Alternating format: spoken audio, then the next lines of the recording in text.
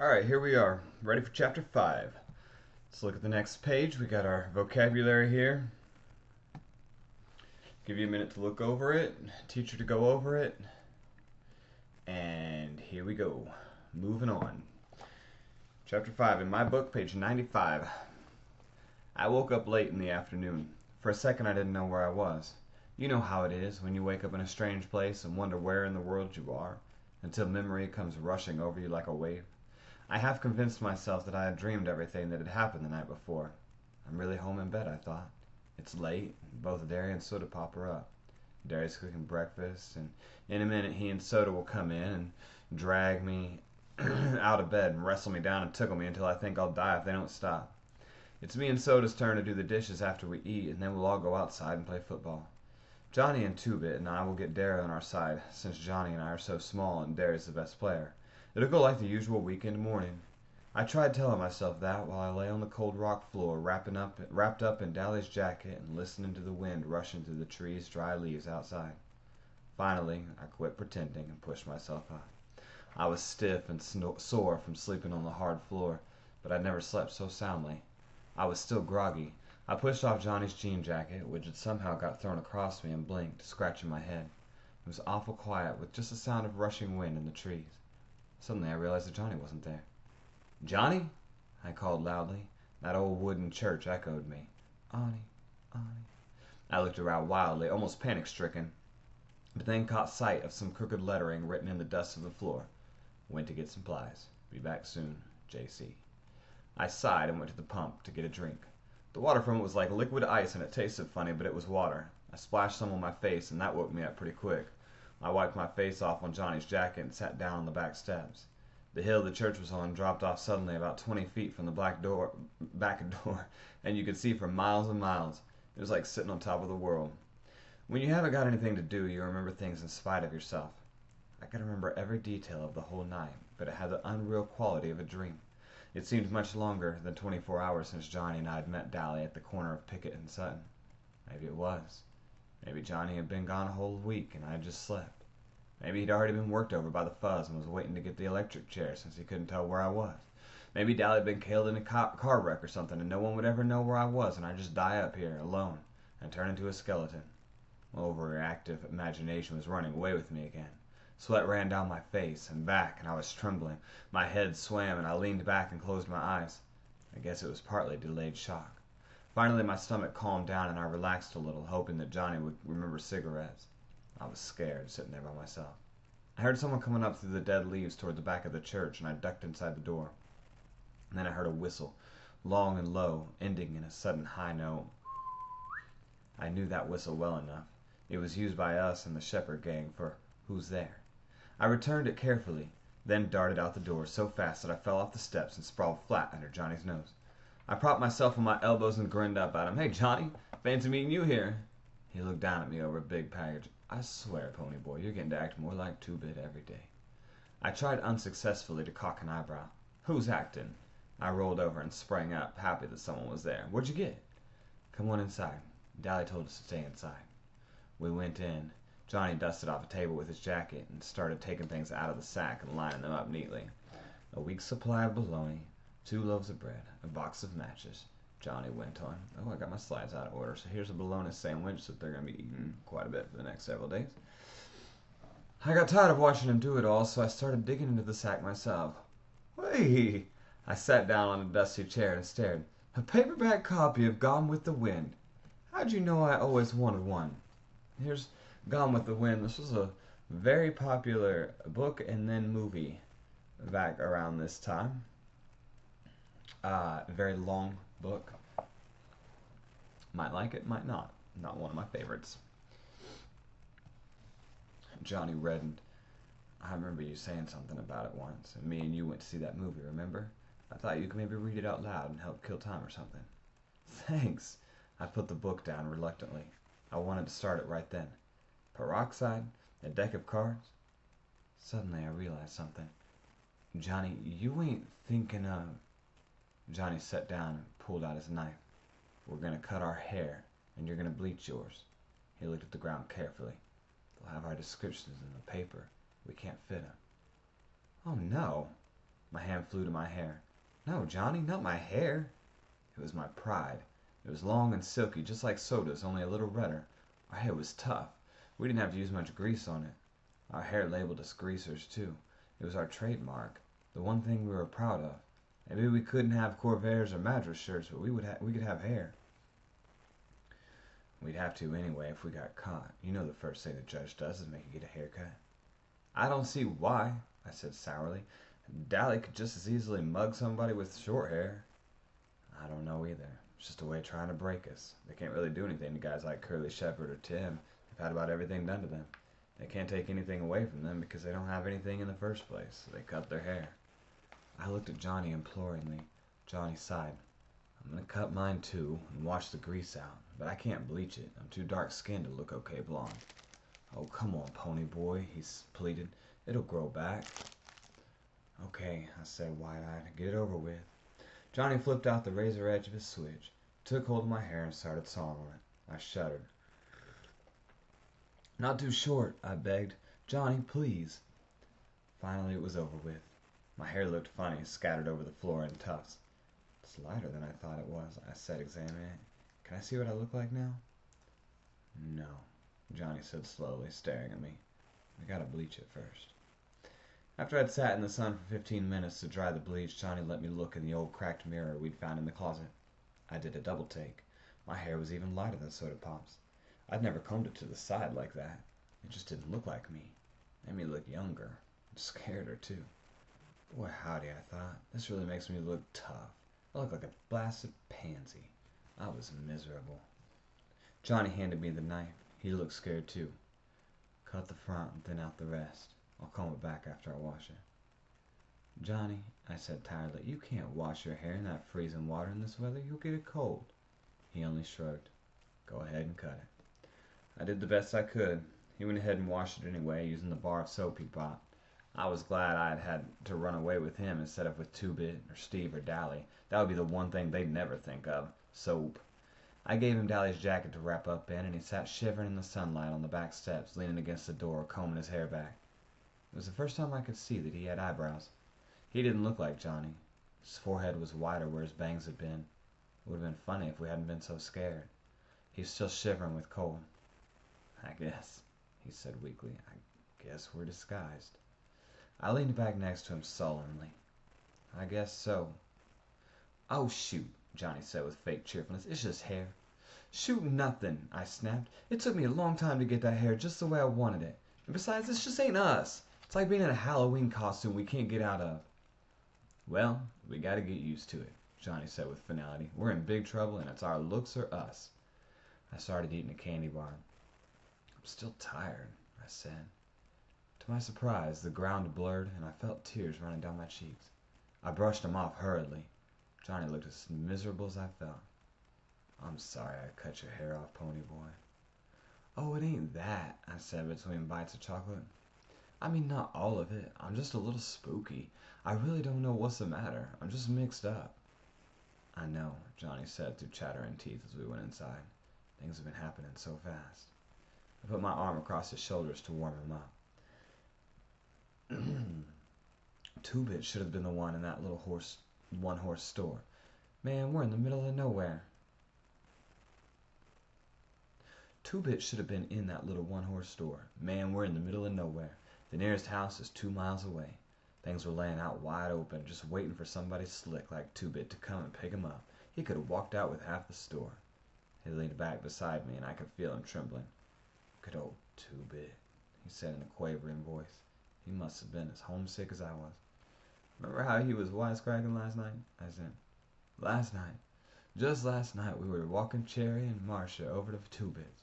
Just last night we were laying in the lot, looking up at the stars and dreaming. Stop it!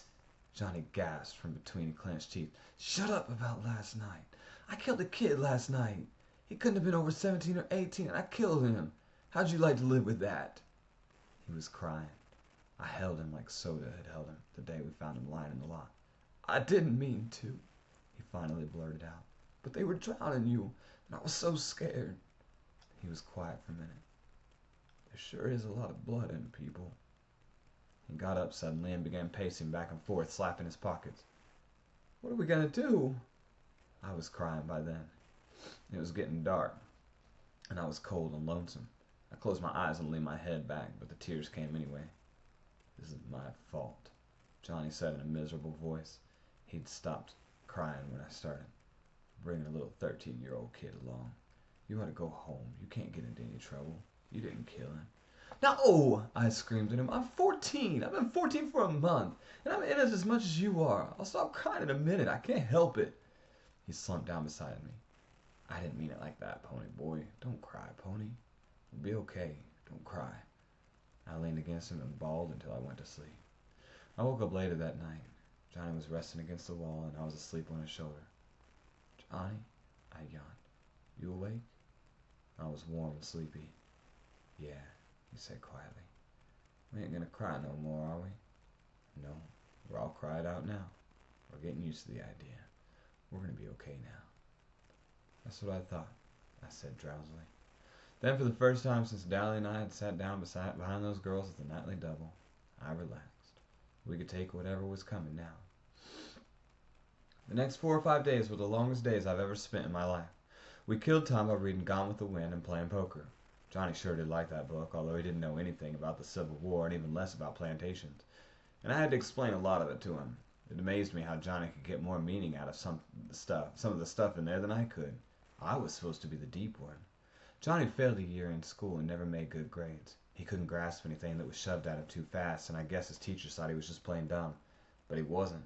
He was just a little slow to get things, and he liked to explore things once he did get them.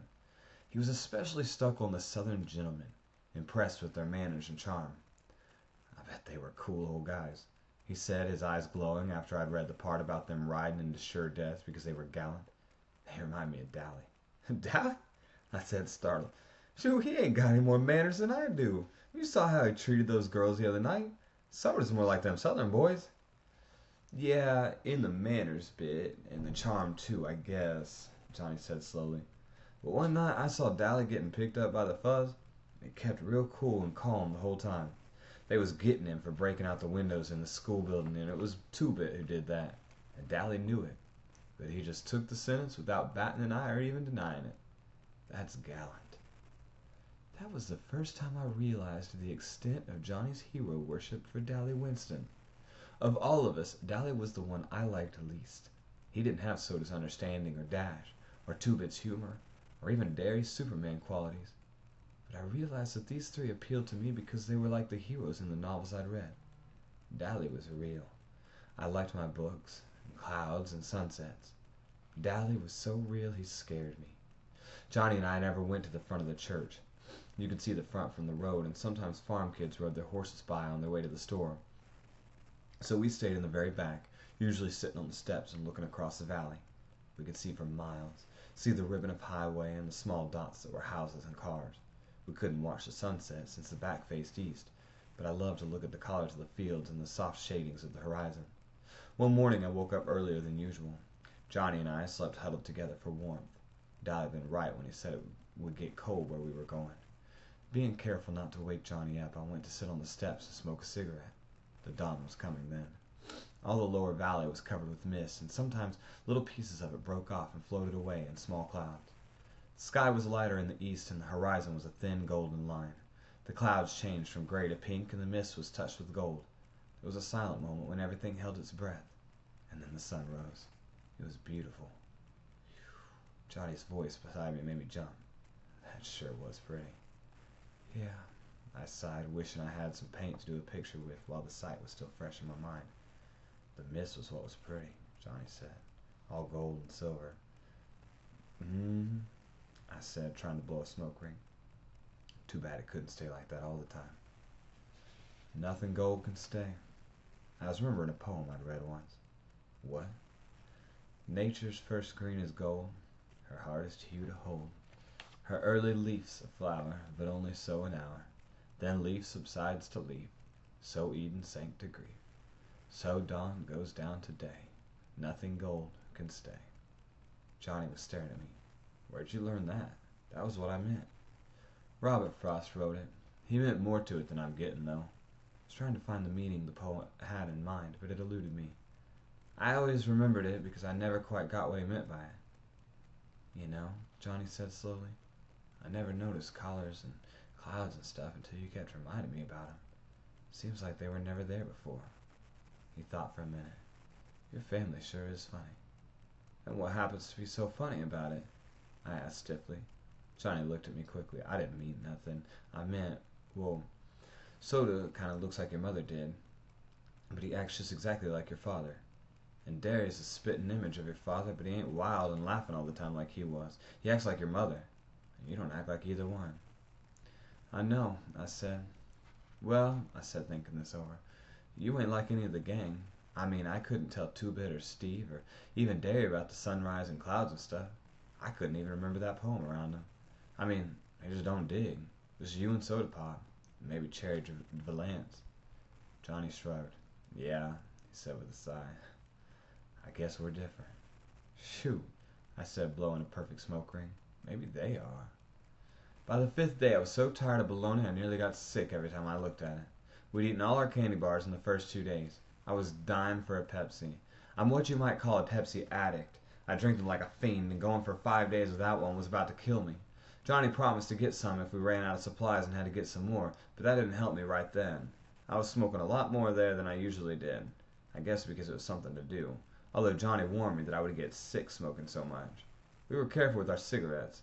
If that old church ever caught fire, there'd be no stopping it. On the 5th day, I'd read up to Sherman's Siege of Atlanta and Gone with the Wind, owed Johnny $150 from poker games, smoked 2 packs of Camels, and as Johnny predicted, got sick. I hadn't eaten anything all day, and smoking on an empty stomach doesn't make you feel real great.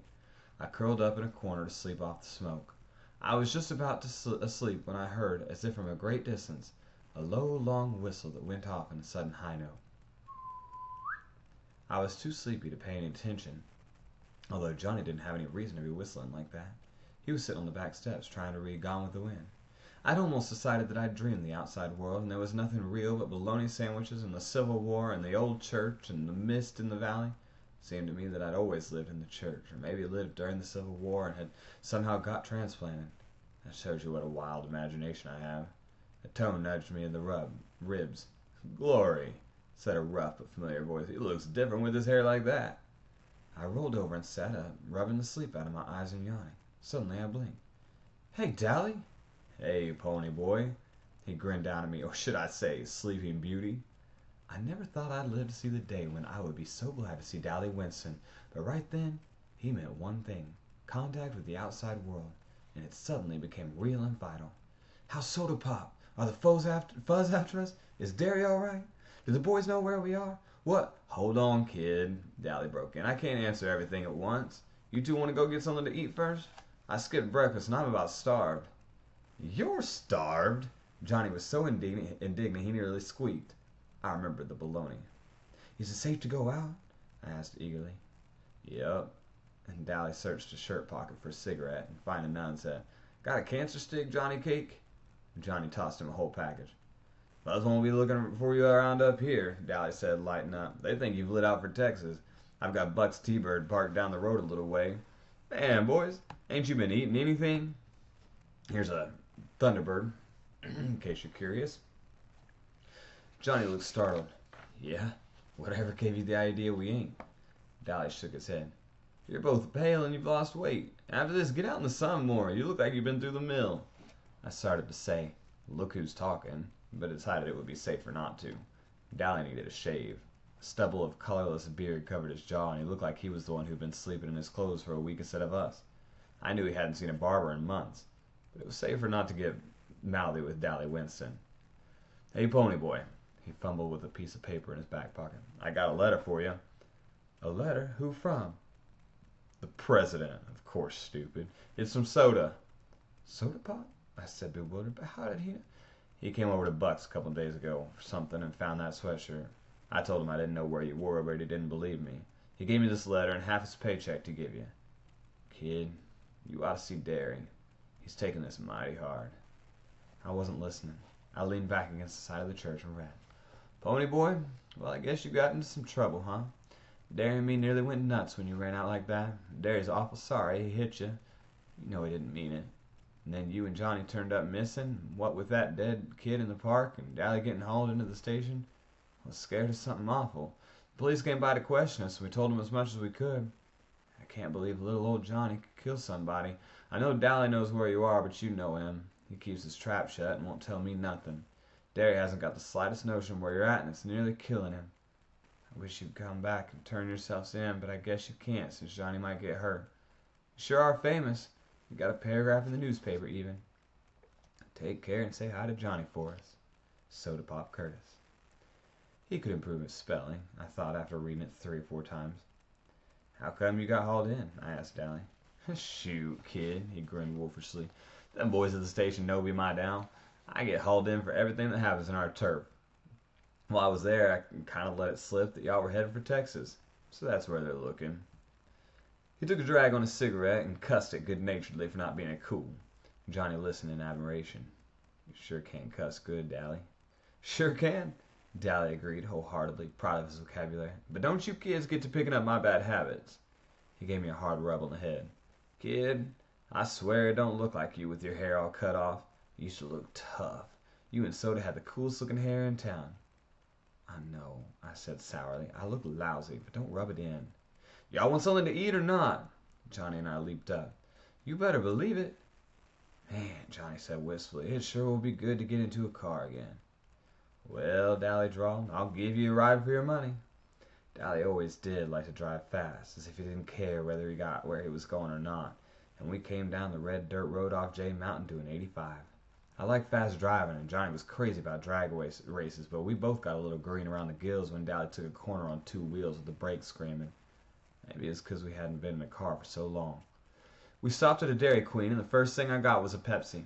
Johnny and I gorged on barbecue sandwiches and banana splits.